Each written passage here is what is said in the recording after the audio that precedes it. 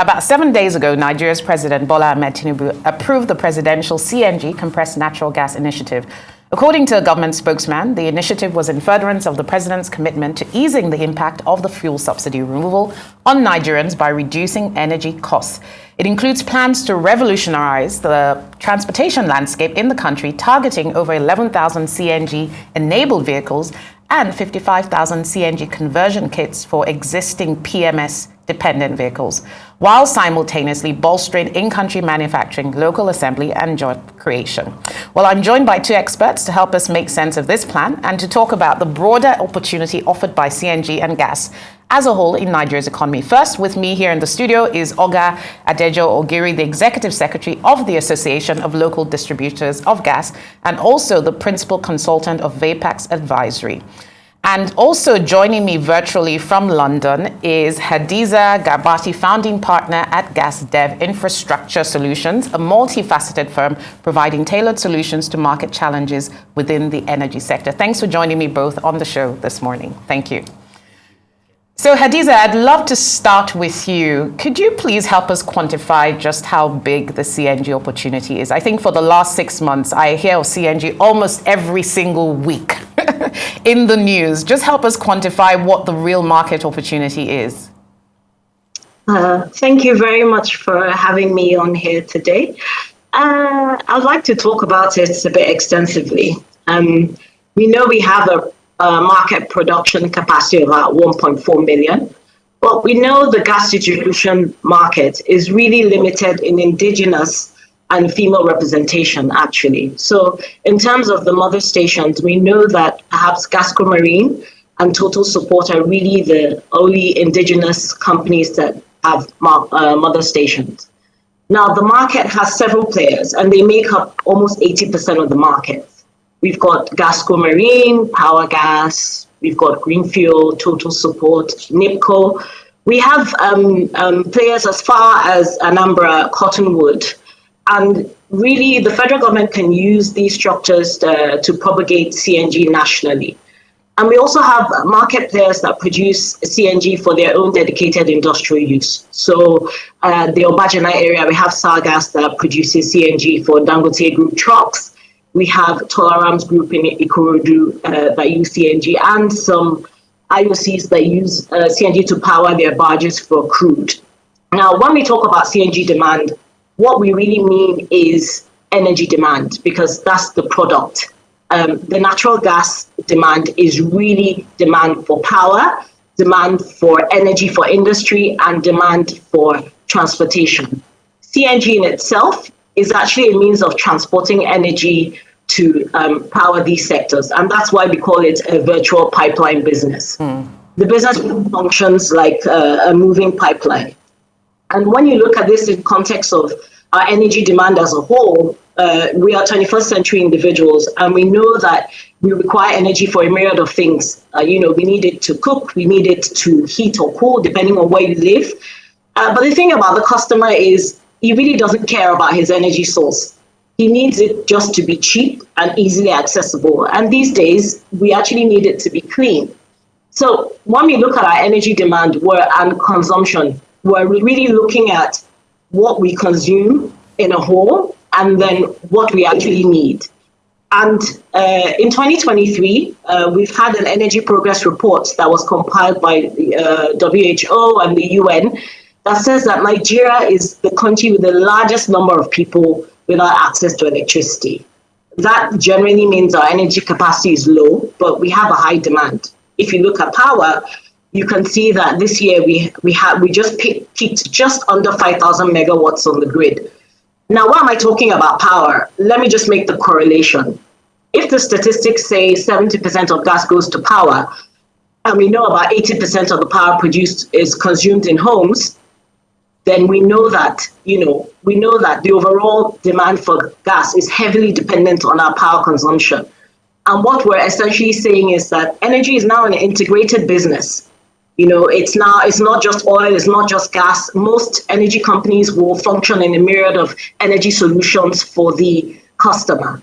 So we have companies like Vital Engineering, which Gas Marine is a subsidiary of, that really functions already in this integrated platform. And this is the model of the future for us to ensure that we can utilize our energy and maximize, give opportunities for us to be able to satisfy our energy demand. Yeah, thank you, Hadiza. Thank you. I mean, you clearly painted a picture which shows that CNG has actually been in use in Nigeria for a while. I think we often talk about it like it's this new phenomenon that's just coming on stream. But so, Olga, listening to what the picture Hadiza has painted, do you think, given the scope and just the transformational impact that CNG has, that our current regulatory framework, for instance, the PIA, is adequately positioned to support and accelerate the growth of this industry?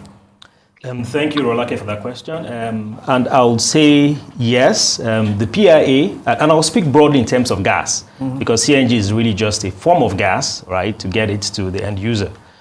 So has the PIA we have now, is it suitable to enabling the gas sector? I would say yes. It's a good start. It could be further improved, but considering where we're coming from, I would say yes. The PIA has put in place, we now have some regulatory certainty and clarity, which wasn't there before. We have 2 regulatory institutions that have been created by the PIA, with one of them looking at upstream oil and gas, technical and commercial regulations, the upstream oil and gas, and a second looking at midstream, downstream, technical and commercial regulations. So there's a lot, that's the NMDPRA, with a lot more focus, and that's where things like the CNG and co fall under. So we have a body that is now focused, looking at all the midstream and downstream infrastructure, all right, that needs to be enabled to take gas to the end user. We also have things like the Midstream Gas Infrastructure Fund. That is a creation of the PIA, which is supposed to mobilize capital to enable funding of gas infrastructure, which has been a key challenge in the past. And we also have clarity on governance structures, right, where there's clear separation of operators, regulators, which creates the right environment and sends the right signals for private sector people to mobilize capital and come and invest in the country. So I'll say yes, the PIA is a good start. We're already seeing those signals, and we think that and we can have further improvements. It's not a static document. We expect it to be improved, updated as we go on. Yeah, but you have an association of local gas distributors. So clearly there's still some outstanding advocacy issues that you're pushing. Yes. So where are the gaps? And because that's the agenda of your organization, clearly. Yes. Otherwise it wouldn't exist if it was all perfect. So where do you see the gaps? Okay. So let's start. So the ALDG, which I represent, was set up to promote the midstream and downstream gas business in Nigeria. We engaged during the PIB, when it was PIB, in trying to get our members' input and the sector's input right into it. Some of them were accommodated, and we think that's a good step. Going forward, we collaborated in the regulations. The authority have recently issued quite a couple of regulations on the back of the PIA on how the sector will be guided going forward. Going forward, we think a key area to collaborate is, let's take, for example, the CNG initiative, right? There's still this level of distrust in the public. Were you consulted on the CNG initiative? Okay, on the CNG initiative, no. Okay. So that's one of the ways we think we saw it just like everybody else, but we already have started a process of engaging with key government officials, especially the regulatory agencies that have now been set up. The next phase of our engagements is to take it further to the new policymakers in the administration. And as they settle down, we have a plan to engage them and ensure that the feedback, right, from people in the sector is taken, because that is important as they put the policies, because they are the ones to run with these policies. But it's important to say that we are already looking at ways to collaborate, especially in terms of educational campaign programs that will create awareness about the benefits of CNG, the safety, and dispel all the safety fears, which a few people have, especially people who are not aware of this and have been going ahead dispelling the wrong information, and also to talk about how the public can benefit from the little initiatives which government have put on the table so far. Yeah, I mean, you mentioned the benefits, and Hadiza, one of the things that people always like to know is how it affects their pockets. So can you perhaps elaborate on some of the cost savings from utilization of CNG versus a diesel-powered vehicle or a diesel-powered truck? Because that's ultimately what happens, you know, what's interesting for Nigerians, the bottom line, whether you're a company or you're an individual. Absolutely.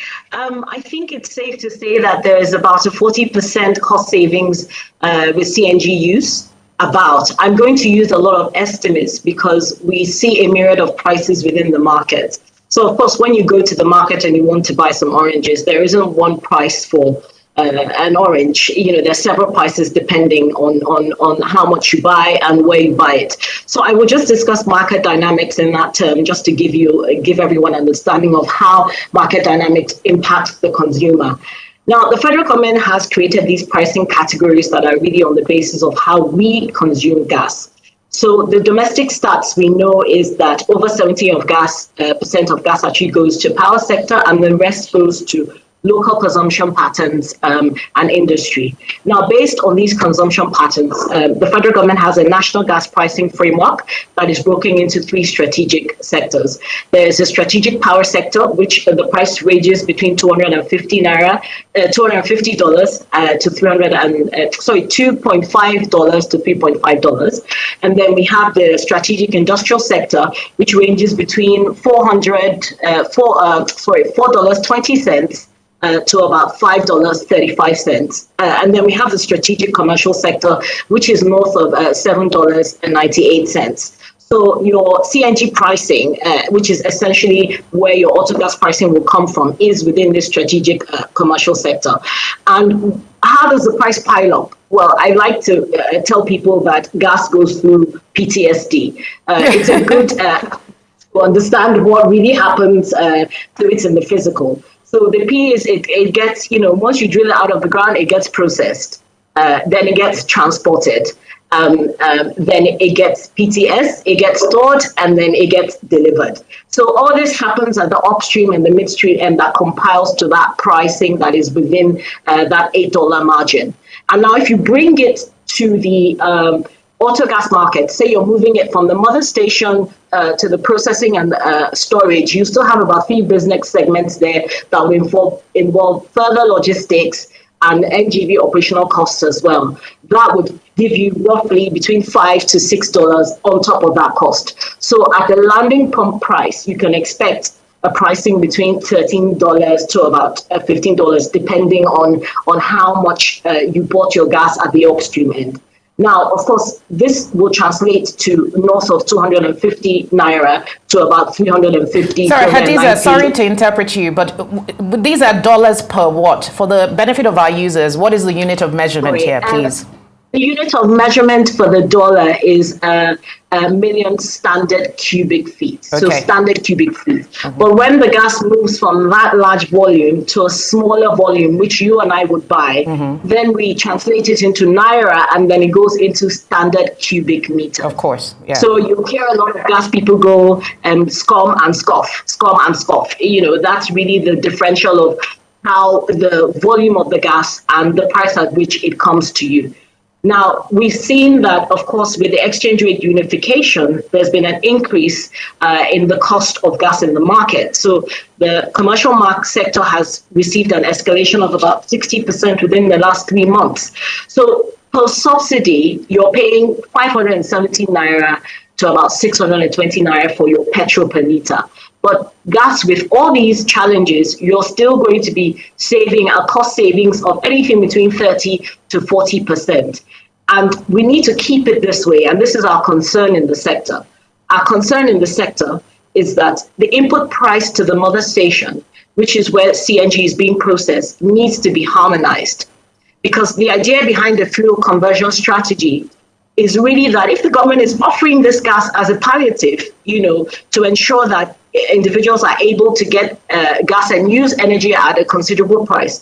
If the gas pricing keeps going up, continues to escalate, that price will eventually translate to the market. So we are very well aware that escalating prices influence landing cost of Thank you. auto gas companies. Yeah, thank you. I mean, So, very well said. I think you've painted quite a good picture of what happens along the value chain. So, Olga, I mean, she's told us about sort of the supply chain, the distribution chain, and the various pricing issues. So if an investor is looking at this space for investment, especially as she said, we don't have this harmonization of prices yet, how attractive it is really, you're an entrepreneur as well, I believe, Yes.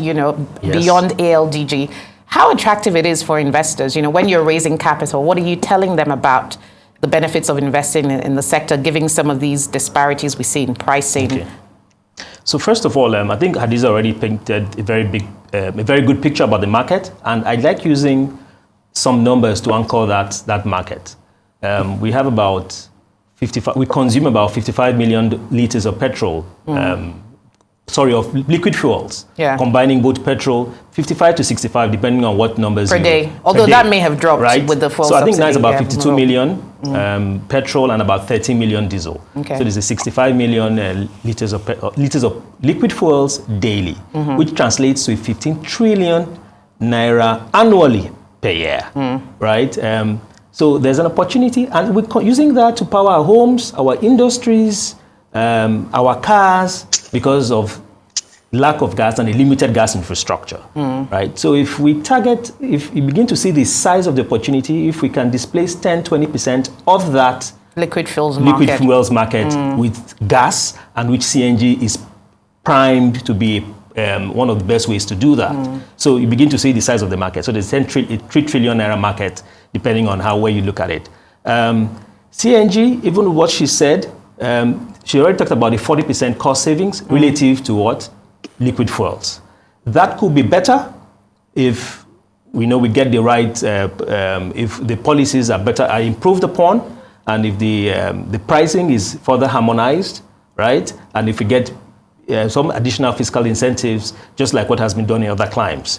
So, summary: there's a business case for it because of the pricing relative, the cost savings relative to the alternative fuels, and then there's a huge demand, even based on the fact that Nigeria is still energy starved. Yeah. So, and is there a best practice market, a model for CNG consumption? And in Africa, are there other countries who've got this right in terms of the structure of the market? And this question also goes to you, Hadiza. I'd like to hear your thoughts because we're running out of time. Yeah. So we have a few countries that have that we've seen significant CNG adoption. In Africa, Egypt is one of them, mostly in the transportation sector. Recall that CNG is not just for transport. CNG is CNG. You can use CNG for power. Yes. You can use CNG for industry. Like she said, CNG is just a means of getting gas so that you can use it for energy. So anywhere there is a need for energy, there's an opportunity for CNG. Absolutely. In Egypt particularly, they've made significant progress in CNG for transportation. And that goes to the presidential CNG initiative, which the government of Egypt put in place 2 years ago. There were fiscal incentives, there were structured financing support, there were government policies to ensure that the ecosystem, that created an ecosystem that encouraged people to switch to CNG. I hear that we're out of time, but we could discuss a few of that. And Hadiza, I wanted to give you the last word. What would be your message now to policymakers, very briefly, Hadiza, on CNG uptake? I think definitely what is very important for the market is that we really do need the input price for the mother stations to be harmonized. I think that's very important for the market. We also want a unified pricing structure for all input gas prices, for all input gas that goes to virtual pipeline business. We would also like to be able to have more engagement with the government in the auto gas space, particularly around tackling the supply and the demand constraints that are presently ensuing in the market. So yes, just those 3 pointers. Quite a laundry list. I suspect you would have added more if we'd given you more time. Well, thank you very much, Hadiza Garbati. Thank you very much joining us from London, and Adejo, Ogiri for being our resident CNG experts today. It's been very enlightening. Thank you. Well, that's it for Business Week. I'm Rolake Akinkugbe-Filani. If you'd like to hear more about these and other top stories, please send me an X online, formerly Twitter, and I'll see you next week. Stay well.